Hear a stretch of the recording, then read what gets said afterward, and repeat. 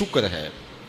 ارشاد فرمایا لَإِن شَكَرْتُمْ لَأَزِيدَنَّكُمْ، اگر تم شکر کرو گے وہ تمہیں اور زیادہ عطا کرے گا، اور اگر تم شکر نہیں کرو گے وَلَئِن كَفَرْتُمْ، کفران نعمت کرو گے، ان عذابی لشدید، تو پھر میرا عذاب بڑا سخت ہے۔ رزق کے اضافے کا ایک اور بہت بڑا سبب انفاق فی سبیل اللہ ہے۔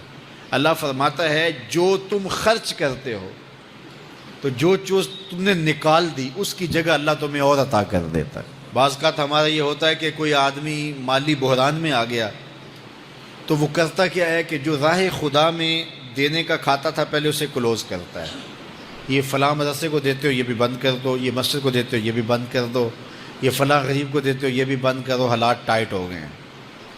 لیکن 5 گاڑیاں ہیں تو 2 گاڑیوں پہ گزارا کر لیا جائے، پیٹرول بچے، یہ نہیں ہو سکتا۔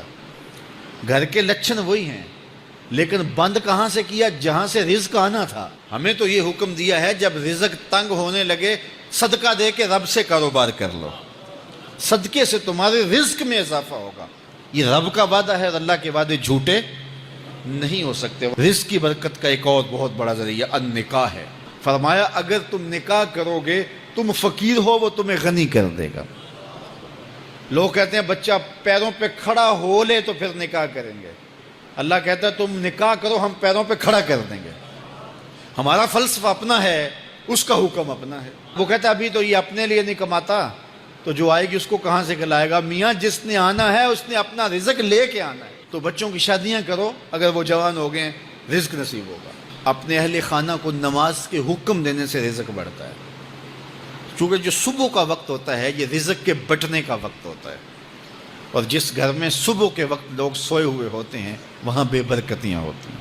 تو طلوع فجر سے لے کر کے طلوع آفتاب تک اپنی اولاد کو، بیوی کو، بچوں کو نہ سونے دیں۔ اس وقت رزق بٹنے کے لمحے ہوتے ہیں۔ کثیر دعائیں مانگیں، تلاوت کلام مجید پڑھیں، اور نماز فجر مرد حضرات مسجدوں میں جا کے باجماعت ادا کریں، اور گھروں میں جو ہے وہ بیٹیاں بہنیں مصلے بچھا لیں، تو اللہ کی رحمتوں کا نزول ہوگا۔ اب ایک حدیث میں رزق کے اضافے کا ایک اور نسخہ ارشاد کیا گیا۔ میرے حضور نے فرمایا جو شخص یہ چاہتا ہے کہ اس کے رزق میں برکتیں ہوں اور اس کی عمر میں اضافہ ہو تو وہ اپنے رشتہ داروں کے ساتھ سلوک اچھا کرے۔ رشتہ داروں کے ساتھ اگر اچھا سلوک کرو گے تو پھر تمہارے رزق میں برکت ہو۔ غریب ہیں تو ان کی مدد کرو، ان کی بیٹیوں کی شادیاں اپنے ذمے لے لو اگر اللہ نے آپ کو وسعت دی ہے، ان کی پریشانیاں بانٹ لو، ان کا قرضہ ہے تو اتارنے کی کوشش کرو، ان کو مشکلات سے نکالنے کی کوشش کرو۔ تم ان کو مشکلات سے نکالو گے، اللہ تمہیں مشکلوں سے نکالے گا۔ تمہارے رزق میں بھی برکتیں ہوگی اور تمہارے مال میں بھی برکتیں ہوں۔ فرمایا بہتر صدقہ وہ ہے جو ناراض غریب رشتہ دار کو دیا جائے۔ اگر وہ پھنس گیا ہے، مجبور ہے، ناراض ہے، تو اس کو اگر دیں گے تمہارا نفس اس میں شامل نہیں ہوگا، تو یہ افضل صدقہ ہے جو ہر صورت میں قبول ہی قبول ہے۔ رزق کے کہا جاتا ہے آپ کا مقابلہ کسی سے نہیں، آپ کو کسی سے بہتر ہونے کا کھیل کھیلنے کی کوئی ضرورت نہیں۔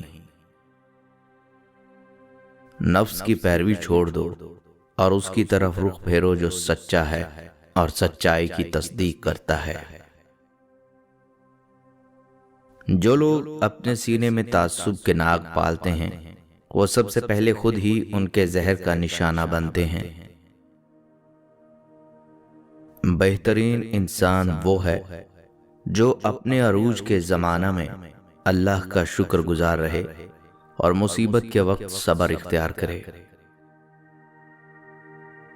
بدبخت وہ ہے جو اپنے عروج کے زمانہ میں اللہ کا شکر گزار رہے اور مصیبت کے وقت صبر اختیار کرے۔